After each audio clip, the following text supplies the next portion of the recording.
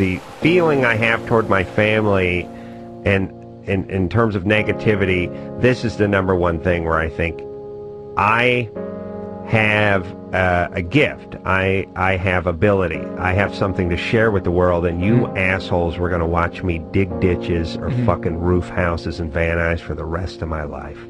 God damn, that's what you tried. You didn't burn calories doing it, but you still set me on a course where you took my voice and you basically doused it with sand and said, go ahead and get on a roof. And I mean, when I said to my dad, I'm digging ditches for a living, he's like, yeah, okay. What about it? There was never a second where anyone said, hey man, you got something there. You should write that down. That's a good one. Right.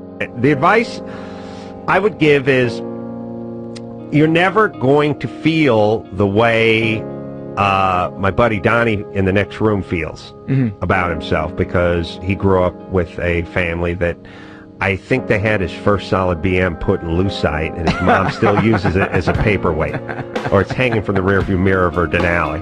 Either way, you're just never going to feel the way about yourself that other. I'll liken it to this. It's like a car that rolled over a few times. And no matter how much paint and Bondo you put on it, that door on the passenger side, it's always going to be a little sticky. Never going to shut. Never going to shut like a car door that never got rolled. Right. You've been rolled. You got T-boned by a drunk driver at some point, and that door is always going to be a little bit sticky. That ain't a death sentence. The first way to get out of that is you're the only one who truly knows what's going on inside your head. And what makes you happy.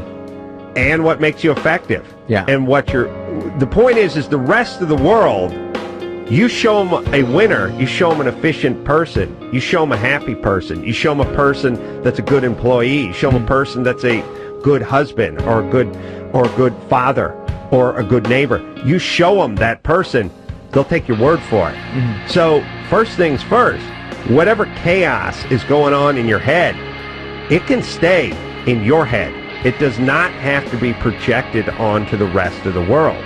You can climb the corporate ladder and be CEO of Nabisco and have all the negative thoughts in your fucking head bouncing around like a ball inside a spray can if you show up to work on time every day, if you clean the gravy stains off your suit lapel, if you act as if. I always talk to Drew about this. Maybe you're crazy. Maybe you're depressed. Maybe you feel like shit inside. Act as if you're successful. There's a certain way where, and eventually, you will become that person. Meaning, okay, you have a certain amount of sadness in you, and you have a certain amount of depression, and you have a certain amount of, you fill in the negative blank. Get up and do 20 push-ups every morning. And I know you feel like shit. And I know maybe it's twice as hard for you to do 20 push-ups as a guy who feels good about himself. But I want 20 push-ups. And by the way, at a certain point, tell your biceps and your shoulders you haven't done 20 push-ups. They don't listen. They don't care. You do 20 push-ups, your shoulders will respond the same way a happy, well-adjusted, athletic person's body will adjust. Just get up and do it. Just get the fuck up and do it. You feel depressed?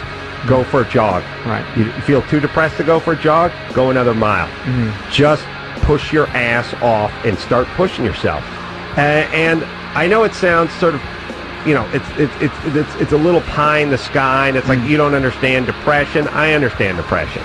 I had many years of physically feeling like I couldn't get out of bed, and I was never like, you don't deserve to live, and I was never like, you deserve everything in life. It was just, life's a bitch, and then you die.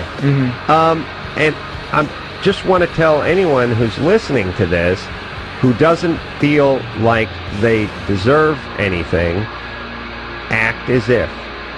Just start physically moving, because the depression brings you down, and it physically atrophies you, and you have trouble getting out of bed. Like my mom spent the better part of her life just unable to move.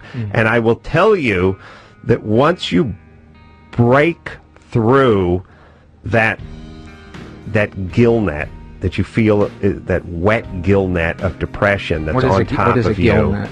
A gill net is what dolphins get caught in, that are dragged behind Japanese trawlers.